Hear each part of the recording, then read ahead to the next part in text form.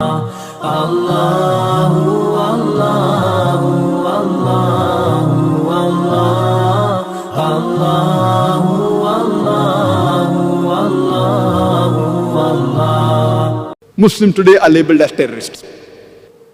Many a times, two different labels are given for the same activity of that same individual.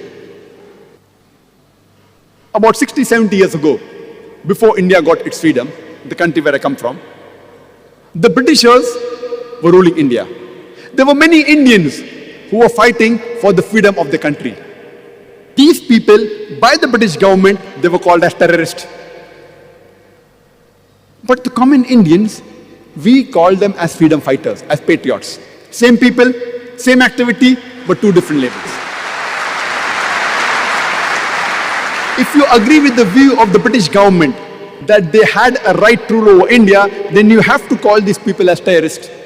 But if you agree with the view of the common Indians that the Britishers came to India to do business, they have no right to rule over us, then you'll have to call these people as patriots, as freedom fighters. Same people, same activity, but two different labels.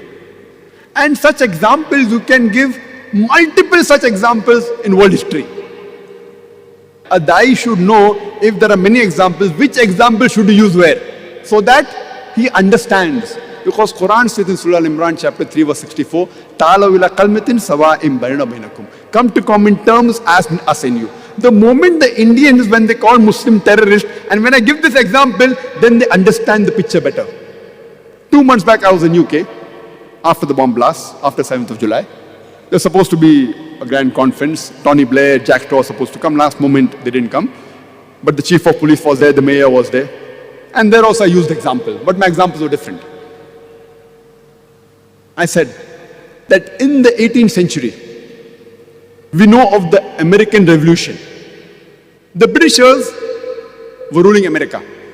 There were many Americans who were fighting for the freedom. In 1776, they got the freedom. And top of the line were Benjamin Franklin, George Washington. They were called as terrorist number 1 by the British government. The person who was terrorist number 1, George Washington, later on he becomes the president of USA. Imagine, terrorist number 1 becomes the president of USA. And he is an example for all the presidents to follow, including George Bush.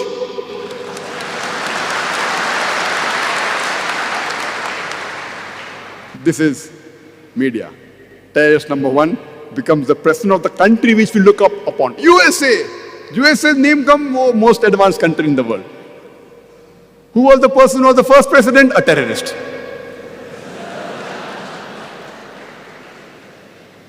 We have the example of Nelson Mandela. Before New South Africa was formed, South Africa was relieved from the white apartheid government. Nelson Mandela, by the white apartheid government, he was imprisoned for 25 years in Robben Islands. He was called as terrorist number 1. Later on, when South Africa gets its freedom from the white apartheid government, he is made the president of New South Africa.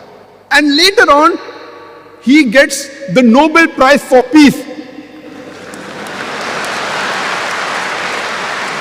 And he doesn't get a Nobel Prize for Peace for a new activity. Not that he was a terrorist first and then he did some good activities and a bad person has become a good person. No, no. For the same activity for which he was called a terrorist, after a few years, he gets the Nobel Prize for Peace. It is weird. Same activity for which he was imprisoned for 25 years. He was called as terrorist. For the same activity later on, he gets the Nobel Prize for Peace. So this is how the media can convert day into night, black into white, hero into a villain, and a villain into a hero. In short, whoever is in power, whatever he says, turns out to be the gospel truth.